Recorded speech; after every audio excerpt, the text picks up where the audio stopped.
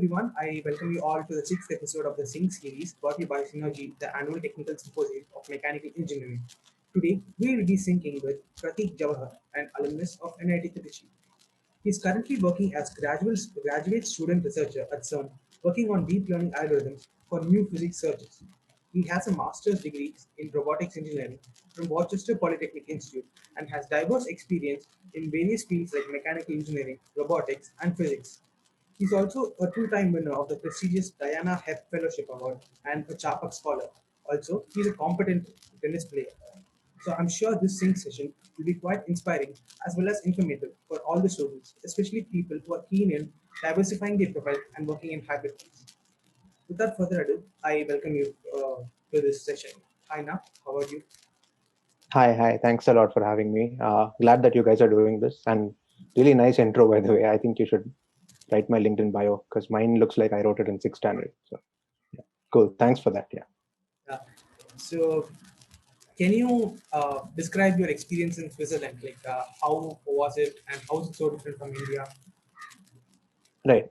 Sure. So I've now lived in the US, Switzerland, and of course India for quite some time. So there's a lot of things that are really different in each of these places. So when I say Switzerland, most of the EU or European Union is like that, but there are stark differences between the US, the EU, and India. One I would like to point out is the social life. So if you look at the common, like a middle class working person's life or a day in his life in India, it's like, so my dad, for example, he used to go for work at like 7:30, 8 in the morning. He used to work all day, minimal breaks, come back at like 7 p.m., turn on like the news, have dinner, watch TV for some time and sleep, right? So this was, and I feel that's also quite relevant even now. In the US, the same sort of a person would go to work at like 9, 9:30. They work quite a long time in the US as well. So a general engineer's work schedule could end, or work day would end anywhere between 4 p.m. to 8 p.m. or sometimes even 11, 12, depending on the amount of work. So they work a lot in the US. But then they also have a really fixed schedule. Like most people have a fixed schedule with respect to working out and personal fitness and personal interests and stuff. So if you were living in a city like New York, you would be registered in, like, say, a boxing class or a gym that is paid for by the company. So you work until, say, 7 p.m., you spend an hour after work at the gym, you go back home, you have dinner and you sleep. And on weekends, again, nobody works outside India.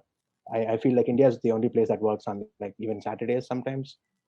But yeah, in Europe, it's like super different because there's a huge amount of, or huge percentage of time that people like to dedicate to personal well-being, personal interests, hobbies, etc. So everyone starts work by around 8:30, and everyone is done with work by 5 in the evening. So no one works beyond that, regardless of how much work there is. So if there's work, it gets pushed on to the next day.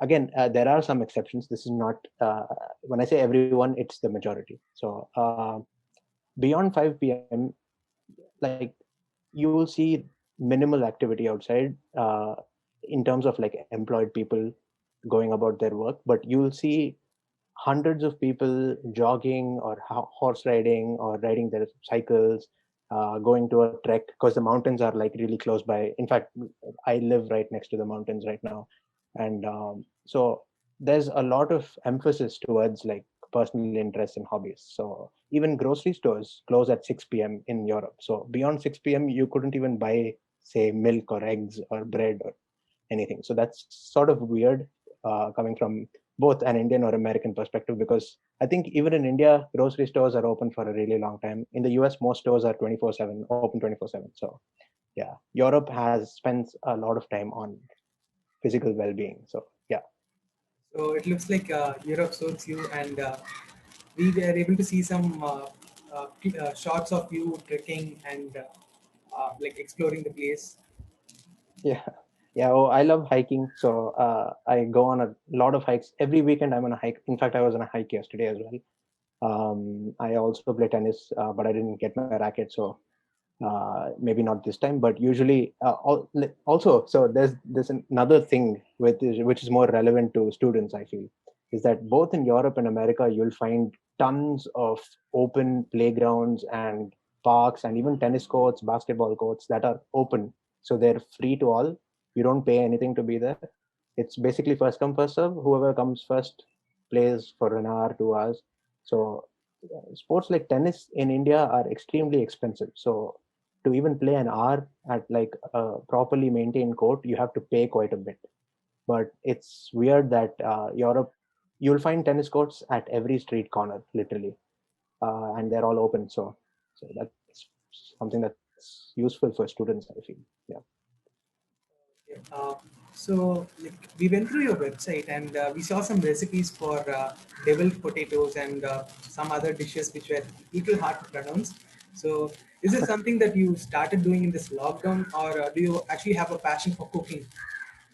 Oh yeah, I've been cooking for quite a while now, but I wouldn't call it cooking because I don't follow like recipes. I try to do I try to experiment with different flavors and stuff, and so 90% of the time it turns out horrible. I have to put that disclaimer out. It's pretty much inedible most of the times, but sometimes it's fantastic. So only the ones that turn out good I put on my website or on my blog. So don't worry about following those. But yeah, I really like those. I especially like listening to music, and cooking is a way for me to listen to music without doing something where you have to focus. So you can just wait and stare at a pot of boiling rice or something while listening to music, and that's pretty relaxing for me. So yeah. That's really nice. So how does it feel to be working at CERN? Like, what was your first reaction when you saw the super collider? I hope you have seen it already, right? Oh yeah, of course. It would be pretty anticlimactic if I hadn't seen it, but yeah, I have.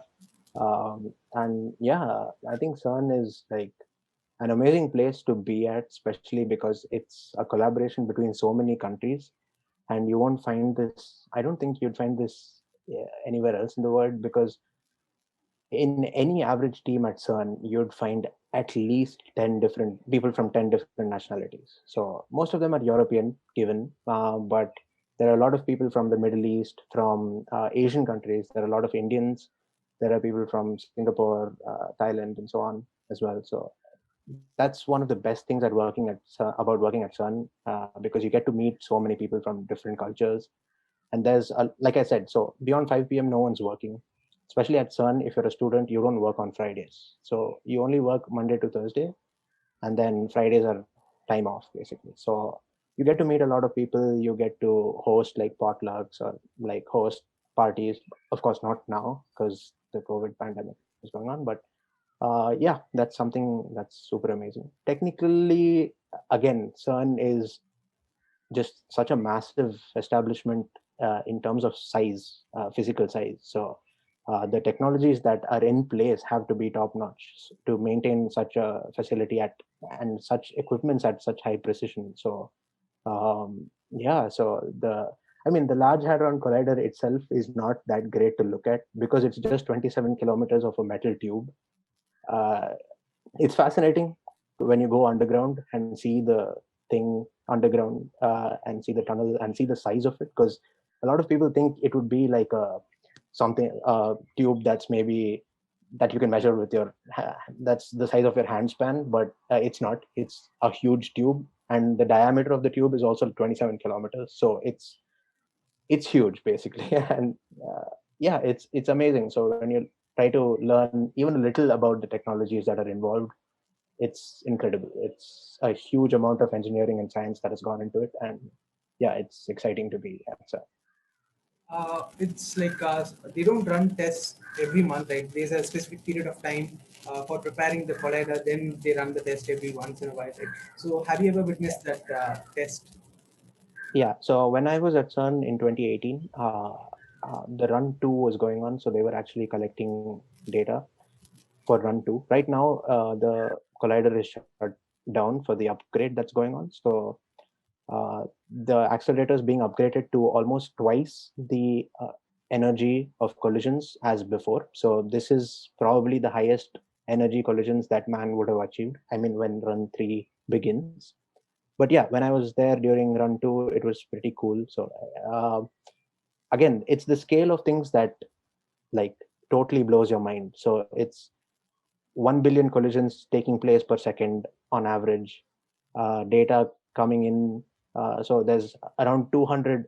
CERN in 2017, I think they crossed the 200 petabyte data storage landmark, and that's like a huge amount of data to even store, let alone analyze. So yeah, it's a massive effort, and the scale of things just baffles you. I mean, it goes to show that as humans, we've done quite a bit in this direction. I mean, again, it needn't be meaningful on in a bigger picture, but yeah, it's incredible to see how engineers and scientists accomplish this, and yeah, and to be a part of it is amazing. Yeah. It's wonderful now. So happy that you got that opportunity. So, did you ever get to meet Peter Higgs? Oh yeah. No, I didn't get to meet him personally, but I did meet people who've met Peter Higgs. So I go around saying that Peter Higgs is my second connection.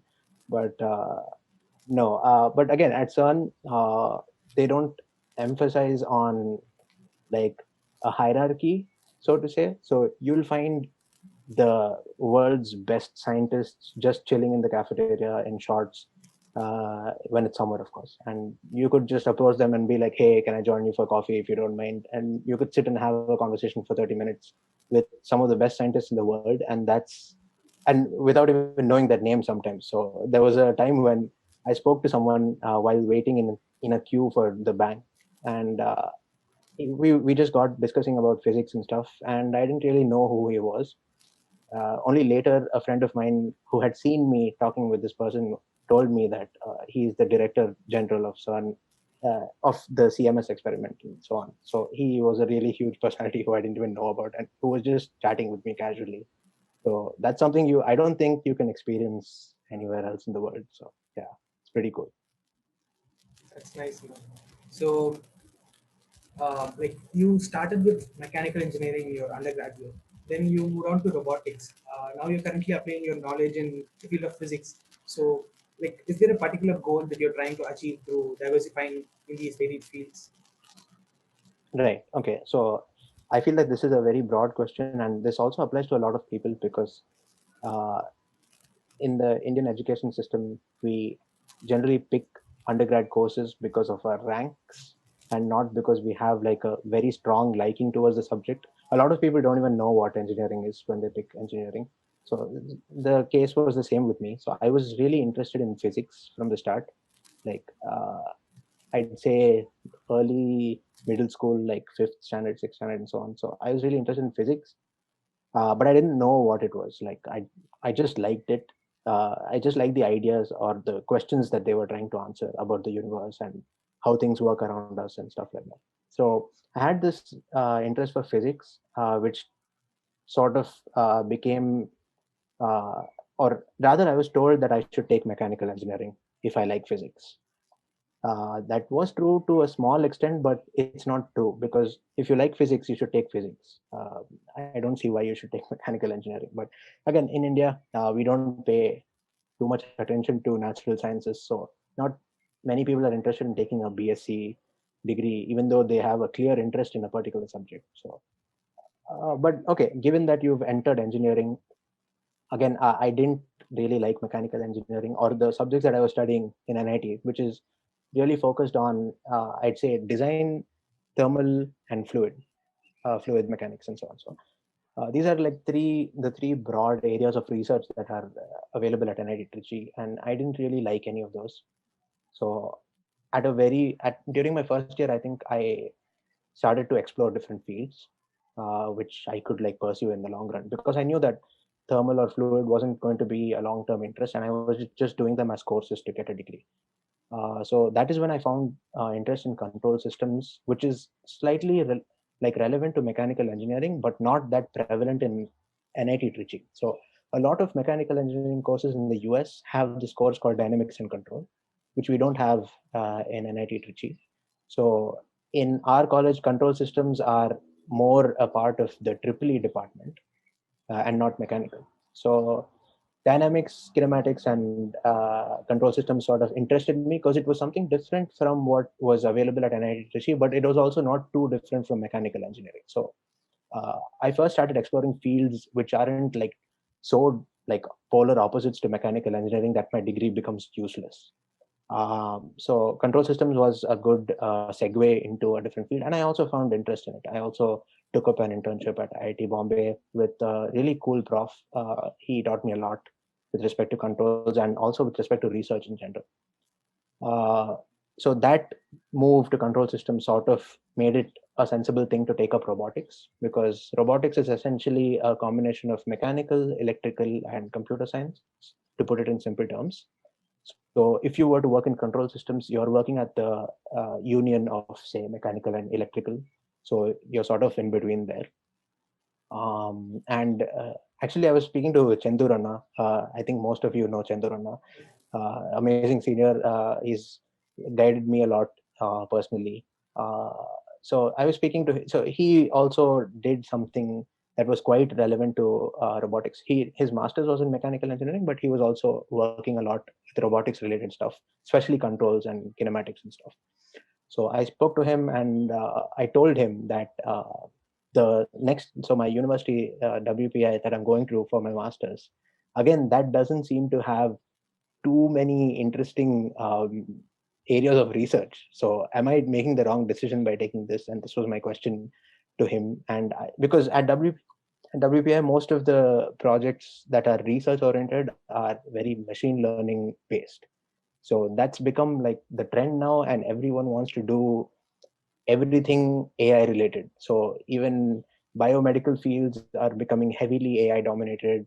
Everything is sort of like being pushed towards AI inorganically. So even when there's no need for AI, there's a lot of AI being pushed into it just because that's the trend right now. So I didn't really like that at that point. I wanted something that was core control systems at the start of my master's, like, or at the end of my degree at NIT.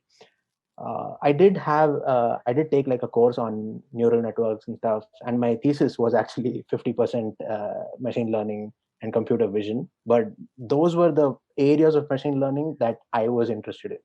I wasn't interested in any other area of machine learning. So then I asked him and I told him that there isn't much scope for like hardcore control systems in my university. And then he was like, I mean, you can find projects in other universities as well. There's nothing stopping you, and so on. So I was talking with other people, and I actually stumbled upon this area of swarm robotics, where machine learning was sort of vital. Like, it was not as if you have a problem and you just throw a bunch of machine learning algorithms at it just because machine learning is popular. It was an area called fault detection where machine learning can actually solve the real problems in that field with the existing algorithms. So I took that up, and that is basically my master's thesis, exogenous fault detection in swarm robots. So essentially, if you have an autonomous system, how do you make the system aware of its own faults? So you don't want a system to be autonomous, but then a human has to come and check whether the system has a fault or not.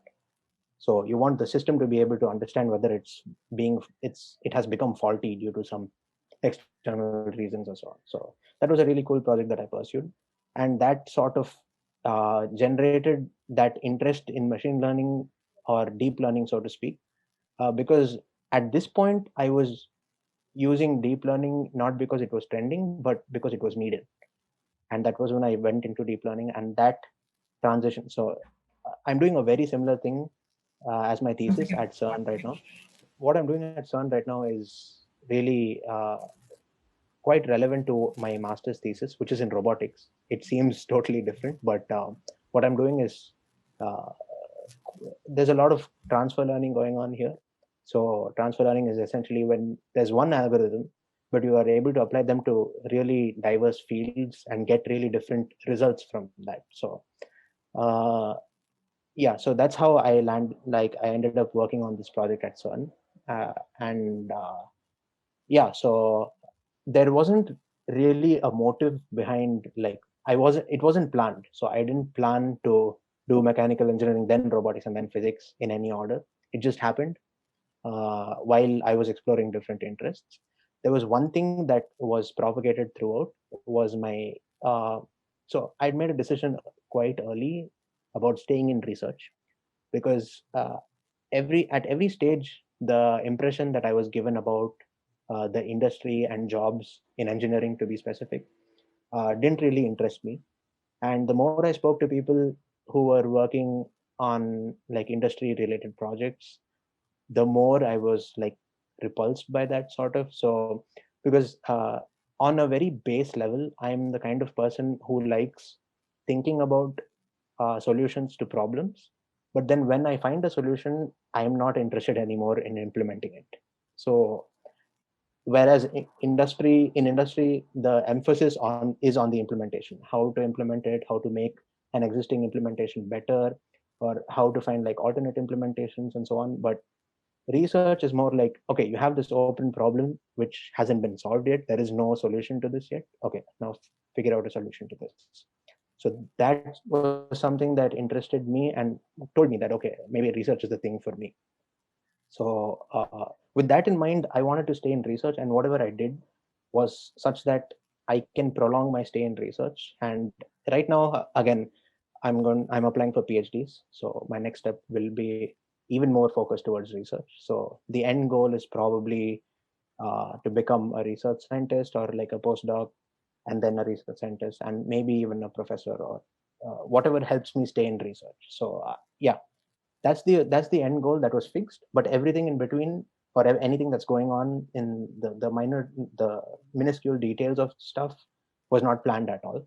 So in fact, when I was moving to the US for my masters, I had in mind that I'd take up a job after my uh, master's education, because I'd taken a loan, and it seemed like the logical thing to do, to pay off the loan first and then move to a PhD or something. But then a lot of people I spoke to told me that once you take up a job, it becomes very difficult to go to that student life again.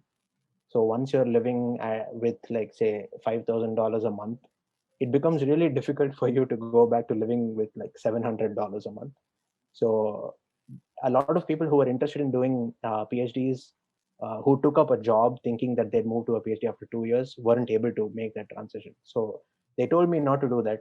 They told me to they told me if I'm so interested in a PhD, I should do a PhD right away. And so that's uh, essentially what I'm doing. But the point of that was, this wasn't planned at all. So me applying for PhD was not planned even 1 year back, I'd say. So even last March, I was still in on track to get a job.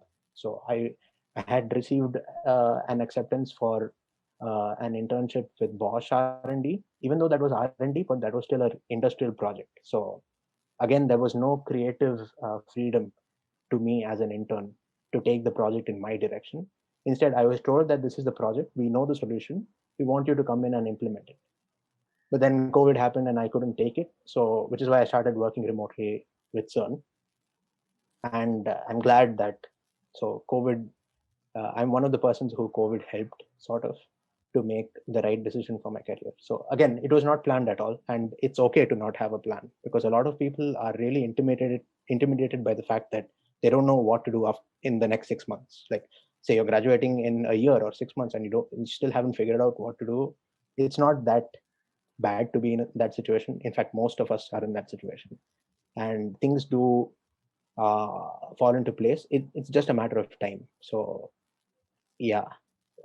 So again, I want to stress this fact, and this isn't, I can't stress it more, that it's okay to not have a plan, and it's okay to be confused, and it's definitely okay to explore a lot of different fields. You don't have to always stick to a field, and there's a lot of opportunities in interdisciplinary areas. So don't think that you're going to waste your mechanical engineering degree if you start exploring machine learning or anything computer science related or something like that. There's always fields you can find in between these two, or in between any two or three or four fields of interest that you have. So yeah. Uh, that answer really gives a lot of confidence to a lot of students, especially my friends. Some of them I know. Like, it is little scary to not have, like, not to not have a plan, and yeah, it is little scary. But The hope you gave, I'm sure they will be really thankful for that. And also, I'm thankful that you were able to finally go back to physics as your like school days. Yeah, that's really nice now. So, how did you land an internship at CERN, like in your UG? Right. So CERN, the hiring process at CERN is really different when you compare it with, say, Google or any other uh, company or any other like industrial organization that is performing research at that high level, right? So it's really different because CERN does not have a fixed intake. So so for example, Google will take in SDE interns. Say every branch of Google will take in, say, 50 interns every year. But CERN does not have that. CERN will only take in an SDE intern if there is a project that requires immediate work on anything that's software development related. So similarly for a mechanical engineer. So CERN, it's so if you're rejected at CERN, it's not an indicator that you were not fit for the project, but it's an indicator that there was no project at CERN that currently requires an intern in that field. But generally, if you're rejected at Google, there's a more profile related aspect to it. Say you don't have relevant interns, or there is an opening, but your profile wasn't as good as compared to the other people who applied. But at CERN, it's that the project wasn't, most of the times, it's the case that there isn't any project that's relevant for your profile. So if you're applying to CERN, I'd say apply as early as possible. Apply in your first year because CERN keeps your profile or your resume and application documents for 2 years, their system. So I applied at the start of my second year for the second year summer, but I was rejected because I mean they don't give you a reason, but I was rejected, and then I didn't apply, and I was contacted in my fifth semester. Is that the start of the third year? Yes.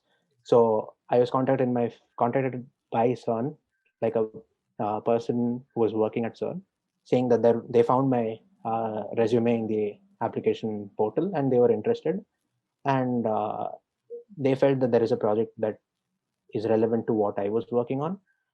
And yeah, so I had a bunch of interviews. So they weren't like Google interviews as such. So you aren't they don't sit you down for 1 hour and grill you with technical questions or coding questions.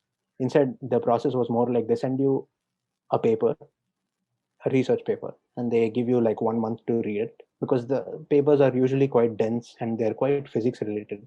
So if you're a mechanical engineering student or engineering student without any knowledge of physics, it's a little difficult to do it in like a day or something. So they give you a month. After a month, they get back and they just discuss the paper with you casually. It's not like they sit you down and grill you with questions. So they just try to see how you are able to understand a field that's not relevant to what you're working on and stuff like that. So yeah, after that, I was told that I could come in for an internship, and uh, yeah, that was it. It was a very informal process. It was not like they don't send you a letter saying, "Hey, you've been accepted to this program" and stuff. It was just an email from my supervisor saying, "Okay, you can come work with us this summer." It was literally just 2 lines. So yeah, and again, this process is not the same. This process is done by each lab individually. CERN has like over 200 labs. So if a lab is interested in your profile within the 2 years of you submitting the documents, you can just submit it, sit back, wait for them to contact you. You can keep reapplying as well, but your application is already there. So each lab could decide. So I know a few people who didn't have any interviews at all. So their profile was just picked, and the supervisor felt that this person might be the right guy, and they just gave them the offer. So would you like to come work with us and so on. So yeah, it's a pretty informal process. So there's no fixed process to this. It's very need based, and also each lab decides how they want to interview candidates. So it differs based on which lab you're being interviewed for. So yeah, it's an informal process, so to speak. How does Charpak Scholarship come into this internship? Is it like a fellowship? Yeah, so Charpak, so in research, scholarships and fellowships are essentially avenues to receive funding or extra support. uh, so the process for most of these fellowships is quite common. you have to find an internship or a project first. So you have to get acceptance at a lab or a university or a research organization from a supervisor saying that he's willing to supervise this project for you. And they could provide you with their own funding if they have funding, or you could, and I mean, even if you get funding, you can still apply to these fellowships for extra funding. Because a lot of time, I mean, most of the times, the funding that you get from universities isn't too much. It's just barely enough for you to survive in countries like Europe, where cost of living is generally pretty high. So if you want to make a little bit extra, if you want to save a little bit more, or if you're not getting funded at all and you want to find a fund, some source of funding for your project or your stay in Europe, these scholarships and fellowships are an avenue to do that. So yeah, so you have to find an intern project first, and then you use your letter of acceptance from the prof, and you write a research proposal, which you submit to the fellowship, uh, whoever is organizing the fellowship. So for Charpak, it's the French embassy in India. So it's a government-based scholarship. For Think Swiss, which I've received this year, is it's I think it's funded jointly by the US and Switzerland. So it's for research in Switzerland. Charpak is for research in France. Similarly, DARD is for research in Germany, MyTax for Canada, and so on. So each country has a program like this. It's just that these are not very common, or these are not easy to find. You have to, only programs like DARD and MyTax are common in NIT because people have been getting them for like ages. I mean, I know people who from like 12, 13 years back who were DARD scholars during their time. So it's been a long lasting culture to get DARD or MyTax interns in NIT. But Charpak, ThinkSwiss, these are a little less known, but these funding opportunities are definitely there. So they are something you can exploit to get a project in, say, Switzerland, France, etc. And yeah, you just apply to them and you leave the rest to them. So That's nice. Thanks for explaining that. Can you walk us through a day as a full-time researcher? So, like, what do you do at the start of the day to end of the day? Like you explained us, you finish your job at 5 p.m. and you go explore the city. So, what happens between the time interval that you work? right. So again, there's a slight difference from what I told you before. So that was for the role of an engineer at CERN. So my current role is applied physics. So I'm more in a research-oriented role than an engineer would be in. So my current job has no timings. So I could decide to start at 7. I could decide to start at 10. I could decide to start at 4 p.m. Doesn't matter. I don't have to clock in timings. No one's checking on me daily, so I can skip a day of work without no consequences. I mean, with no consequences. But there are bi-weekly updates that I have to give. So I'm supposed to have a set of results every 2 weeks and present those results to my lab, and yeah, see how to take things forward and so on. So my supervisor, because of COVID times, I meet him only like on Zoom or via Slack, even though I go to office every day just because I want to go. It's not that I have to go. So again, as a researcher, I would say that you don't have to work, but at the same time, you always have to work, because research or core research is mostly uh, thinking based, even though there's a lot of uh, like there's a lot of focus given to the math side of things as well, but a lot of it is you thinking of a way to do it that hasn't been done before. So that's a focus. So novelty is a big factor in research. So for novelty, I feel that there are two approaches. You can be really mechanical about it. You can be a robot or a machine and just try 100 different algorithms and pick the best one. Or you could try to do a sort of uh, embedded visualizing, as I would like to call it. So you think about your problem and you try to equate it to other problems that you faced in the past. So they needn't be solutions that are very technical. There can be really human level solutions as well. For example, uh, there was a problem with data being lost in machine learning models when you try to model time series data. So when you're trying to model an event that is a sequence of events, like a video, there was a problem that the initial details of the video were being lost, and only the final details were like being picked up by the model. So the solution came from a very human like thinking. So what would you do if you are watching a video and all you remember is the end of the video? You don't remember anything about the start of the video. You would pay more attention to the start of the video, right? So attention was the answer, and it was a fabulous answer because it came from a really human like thought. And the whole point of machine learning, or the goal of strong AI, is to give computers the ability to think like humans or better than humans. So this sort of a solution doesn't come with you just working manually or mechanically with thousands of math equations and so on. This comes with you having the ability to equate a technical problem to, say, a human level problem, or to a problem in another field. Maybe the solution comes from something in biology, or the solution comes from something in history or philosophy or something like that. So, and then how you translate that solution into mathematics. So the answer was attention, but you can't just tell the model to pay attention. You have to teach it how to pay attention mathematically.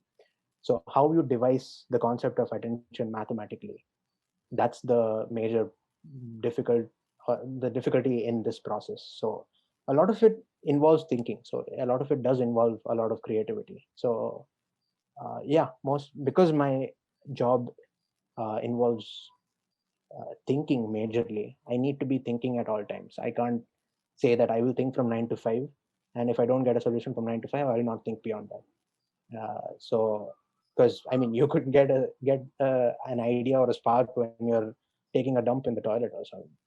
I mean, that's not a great example, but you get it. Like at any point of the day, so you have to be open to thinking about different stuff, and sort of, so you don't have. It's not possible to force yourself to get ideas between 9 to 5. Is the point of research. So yeah, you don't have timings, but at the same time, you're working all the time. So That's really nice. Now, like it was kind of catchy, beautiful. So, like we saw this particular project called Project Dark Flow in your website. Like, can you share some info? Like, explain it a bit so that yeah, sure. So Darkflow, I'm sorry. so that we can understand it. Okay, yeah. So Darkflow is the project that I'm working on currently. I've been working on it for a year now. So I'll tell you what the main problem statement of the project is. So at CERN, like I told you, there are 1 billion collisions per second. And again, these colliders are run for years at a stretch. So say for a whole year, the collider is run continuously with 1 billion collisions per second. And then at the end of the run, all the collected data is then analyzed for the next 3 to 5 years to see if there's any physics phenomenon that's worth investigating, or to just corroborate existing physics hypotheses and stuff. So the problem with such a large scale of data is that it's not easy to store it. It's not easy to transmit it. And because things are happening so fast, there are 1 billion collisions per second. Uh, by the time the next collision happens or the next bunch crossing happens, you've got like a gap of 1 second to store 1 billion events, which is physically impossible. So you can't even transmit 1 billion events from the detector to the storage facility in that time. So to achieve those low latencies, what CERN does is they have a sort of you can think of it like a camera, which only clicks when there's an interesting event, right? So out of the 1 billion events, there are events that you've already seen before. There are events that are just noise. So noise in the detectors, noise in your electrical systems, and so on. There are events that are interesting that you may have seen before but are slightly different. So those are the events that the camera tries to capture, and those are the only events that the camera stores, right? So you're trying to store, say, 1,000 out of 1 billion events, and you have an algorithm called the L1 trigger, which is followed by a few more triggers. So these triggers are essentially the camera that has an algorithm running which decides whether an event is interesting or not. So whether that trigger system should store this event or just discard the event, right? So again, this algorithm has to perform at a really low latency because in a second it has to quickly skim through 1 billion events and pick which are the 1,000 most interesting events out of these and then store them and so on. But the problem here, like so far, is that the camera knows a model of physics, or it understands the physics that humans understand. So the camera has a model that is that has explicit definitions of physics phenomena that we know, right? The goal of CERN, however, is to answer physics phenomena that we don't know. So it's to find new physics phenomena, is to corroborate hypotheses that we've not seen before. For example, the Higgs boson, which was discovered in 2012, hadn't been seen before, but it had been hypothesized by Peter Higgs way back, like 40, 50 years back.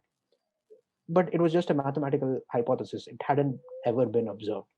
So CERN had this goal of observing the Higgs boson for a really long time. So to observe something that's new, you would have to have a camera algorithm that is able to not just pick events that are really similar to the model of physics that it knows, but also events that are different but do correspond to physics events, right? But this becomes easy to do when you know which event you're trying to look for. So, for example, you know physics. It's called the SM model, by the way. So, standard model of physics is essentially everything we know about physics so far. And the camera also knows that, right? You know that there is a Higgs boson, but you've never seen it. So you can tell your camera, okay, look for an event that would correspond to a Higgs boson. So that's easy. But then there's also another goal of finding physics phenomenon that haven't been hypothesized yet. So say you didn't know that the Higgs boson exists, but you want your camera to pick it up and then you want to analyze it. So how do you tell it, look for what? You don't know what to tell it to look for. So my goal is to build an algorithm is which is model independent. So the algorithm of my camera doesn't know what to look for, but it knows that, okay, this looks like a physics event and this looks like something that has not been discovered yet. Okay, so let me store this, and then physicists can sit and analyze it to see if it was actually a physics event, or if it was just noise, or if it was some sort of disturbance in the system, or so on. So my goal is to build a model independent algorithm that is able to pick up new physics events. Yeah. That's really innovative, now. Like to build something that not only understands the level of physics that we know, but also is able to capture the level of physics that we don't ourselves understand. That's really beautiful. So Yeah, I mean, that's okay. To make it clear, that's the problem statement. I don't have an extremely efficient solution yet. We do have some solutions. And again, the problem with this is you cannot build, there is no performance factor to this, because if you don't know what you're trying to find, how do you know whether you're good at finding it or not? Right? So there's no performance indicator to this, but we have a few algorithms. They should come out in a few papers in a few months. I am working on two drafts at the moment, one of which will come out in a few weeks or maybe a couple months, and the second one will come out a little later. So yeah, people who are interested can check them out. done. So you have won three fellowships like Think Swiss, Charpak, and this like DIANA-HEP fellowship. Yeah, So all of which are very difficult to get. So like, can you share us your experience with these fellowships? right, sure. So these fellowships are, so this is for people out there who don't have a 9+ GPA. I have like a low 8 GPA from my bachelor's. I have a sub 8.5, in fact. So these are uh, okay. I wouldn't say it's impossible to get a DARD scholarship without a 9, but it's also pretty difficult, or it's near to impossible. So I did apply to DARD, like, but I don't think. Okay, wait. I think DARD also has an eligibility criteria to, like a GPA eligibility criteria to even apply. So yeah, but scholarships like DARD and MyTax focus a lot on having at least an 8.5 GPA and so on. So they are pretty strict about that rule, also because of the fact that they get so many applicants. But scholarships like Charpak, ThinkSwiss, DIANA-HEP, which is specific for high energy physics, by the way. HEP stands for high energy physics. So That scholarship is only for people who want to work at CERN, and it doesn't support anyone else. So there are a lot of scholarships that are specific to certain fields, and because not millions of people are applying to it, they're a bit relaxed about their GPA requirements, right? So they don't have like strict constraints on having a 9 plus or having publications beforehand and stuff. So they work mainly based on the university or lab that you've been accepted at. Like I told you, first you have to get an acceptance from a university. So the repute of that university or of that professor or of that research institute definitely helps. But the main factor for getting these scholarships is your research proposal. Okay, so you submit a research proposal or a research statement, which is telling the scholarship people what you're going to be doing, how you're going to be achieving the goal in 3 months, because most of these scholarships fund you for 3 months. So they want quantifiable results at the end of that 3 months. So you have to be able to say that I'm going to start with this, and at the end of 3 months, I will have this. With research, it's pretty hard to say that most of the times because you don't know whether you'll get the required results or not. You don't know whether you'll get an algorithm that satisfies your needs. But for the research proposal to be strong, you have to give quantifiable results. At the same time, you have to give a timeline of what you'll be doing in the 3 months. So again, another important factor to be understood is that this research proposal is first screened by the administration. So administration is basically HR sort of people who have no technical knowledge. So when that person reads it, he should be able to understand it. But then that proposal is passed to a committee of experts. They're mostly professors at universities or scientific associates in the organization that offers the scholarship. And these people are going to examine your document from a research perspective, so from a technical perspective. So it's really important to achieve that balance between the proposal being technical enough, but still being uh, conceivable, or still being like a layman should be able to understand it, to put it in simple words. Right. So to achieve that balance is a little difficult, takes a little practice, but then yeah, it's not something that will require too much time. It's like a skill that you can pick up in 1 month of writing proposals and stuff. So yeah, and also another factor that helps in getting these scholarships is writing a document technically. So you have extra brownie points for writing the proposal on, say, LaTeX, which is the which is most commonly used to draft research papers. So if you were to write it on Word as opposed to a person who wrote it on LaTeX, the person who wrote it on LaTeX automatically gets a bump to their profile because they're able to show that they can draft research documents properly. So it's not just something that you scribbled on Word and sent them as a docs file. That's the worst thing you can do. So you can send it to them as a PDF file, but it's clearly visible that you wrote this on Word and so on. So it's sort of important to write things on LaTeX and to get into that practice of writing research papers and documenting research work on LaTeX. That will help you regardless of where you are in research. So yeah, I think that's about it to get these scholarships. They are sort of difficult to get, so don't be discouraged if you don't get them the first time. You can always reapply. But yeah, it's definitely best to start early. So try applying to these things in your second year. So if you get it, amazing. That's win-win. If you don't get it, you have a better idea of what to do for the next year. So how to change things and how to present a better application for the next year. So yeah. Thank you for the explanation. So, like as you said before, like you did do mechanical engineering and control systems. So, what part of your UG mechanical engineering helps you in your current career, like in physics, if any? Right. Okay. So in physics, my UG is pretty much useless apart from the fact that I got a lot of research methodologies or pedagogy, you could say, which is essentially the way you teach or the way you the structure you follow when pursuing research. So that structure really helps you because research is a field where there aren't any instructions. So you're trying to find a new solution. There are no steps of instructions or algorithmic uh, list of things to follow to get the solution. So you're trying to find a new solution, but it definitely helps to have a structure to your approach.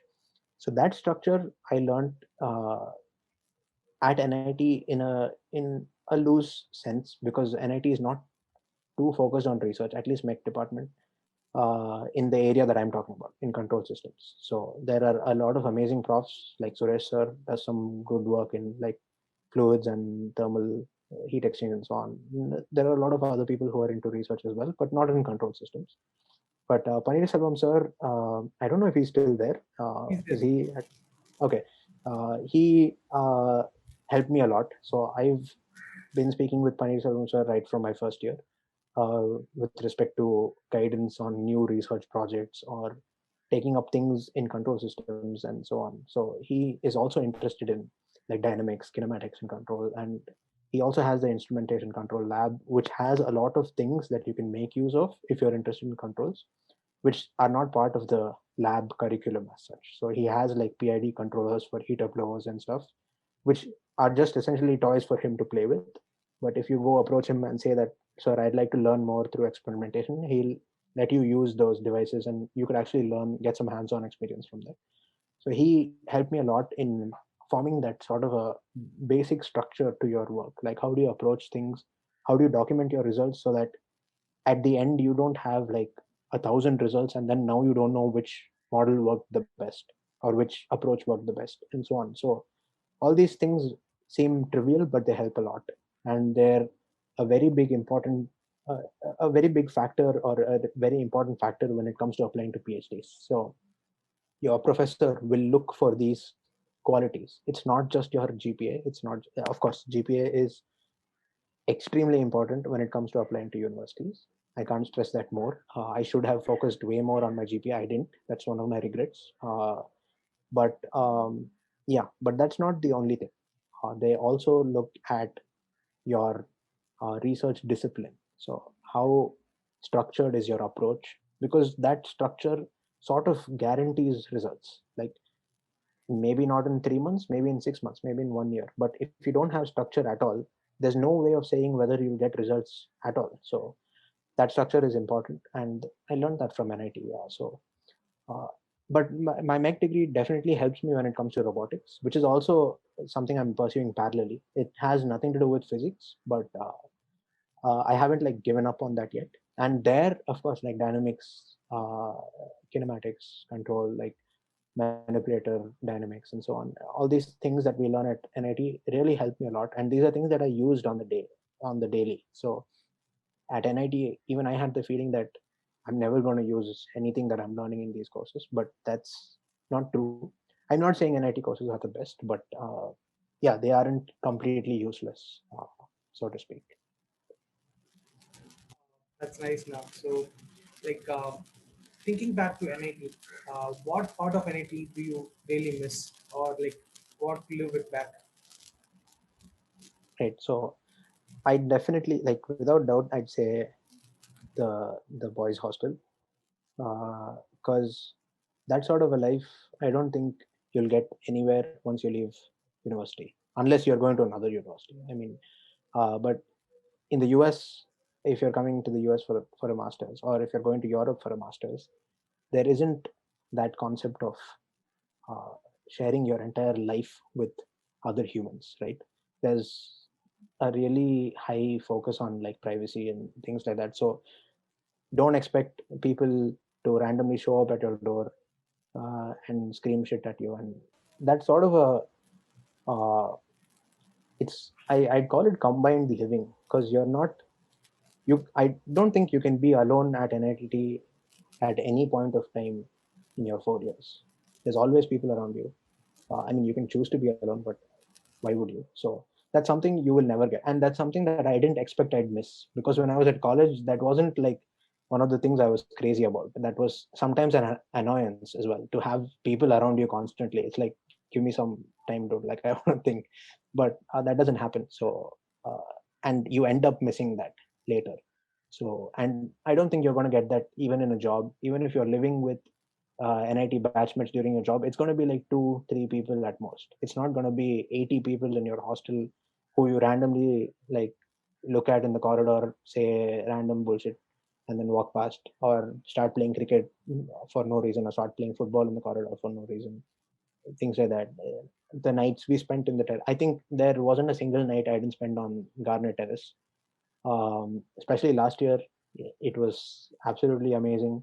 Uh, you, I don't think you'll get that anywhere in your life, and I know that you don't miss that when you're in college, but you'll definitely miss that when you leave college.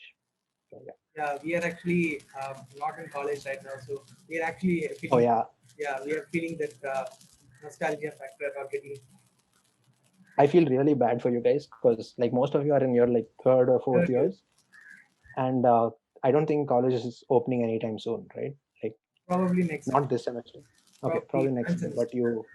But you've been at home for 1 year now, so you missed out on 1 year out of 4 years. And I mean, I shouldn't be making fun of you guys for it for losing out, but yeah, that's definitely something that you'll miss. So I'm sad for you guys. But Thank you. Now. So we had a pretty great session with you. So like we thank you for all the information that you shared with us, and we like wish you luck for your the project that you're working on, the Dark Pro, and stay safe. Thank you yeah, for participating in this. thanks a lot. Thanks a lot for having me. This is something great. So I wanted to make sure I say this.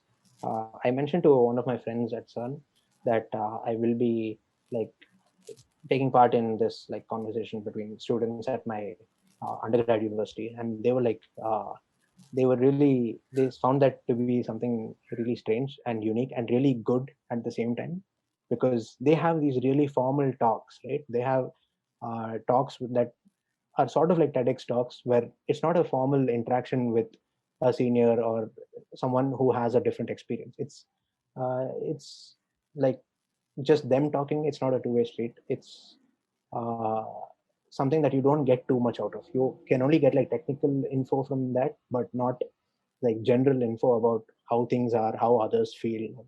So this is amazing that you guys are doing this, and yeah. And I also want to tell like anyone who's ever been intimidated of asking a senior a question, thinking that the question is too stupid, or thinking that you might disturb that person, or thinking that they might think some random stuff about you, that's totally useless. Instead, bug your seniors, message them 10 times. If they don't reply, then I mean that's their problem. But message people, that's how you get information. uh, I get a lot of messages every day, and I try to respond to all of them. So if anyone has any questions, feel free to hit me up, feel free to send me reminders. I will get to them. Also, this is how you grow faster. A lot of people feel that there isn't time to explore different options, but most of the time you don't need to explore all options by yourself. You can learn a lot from others' experience. So talk to people, and yeah, you don't keep reinventing the wheel all the time, right? So if someone's already invented the wheel, use it to make a car. So yeah, I'd like to make that point pretty clear and just give confidence to all juniors. I feel a lot of them are intimidated asking questions to seniors. So please feel free to bug any senior you like. If they don't respond, move on to the next senior. So yeah, Sure, sure. Thank you for those kind words now. So we'll end the recording now. sure. Yeah.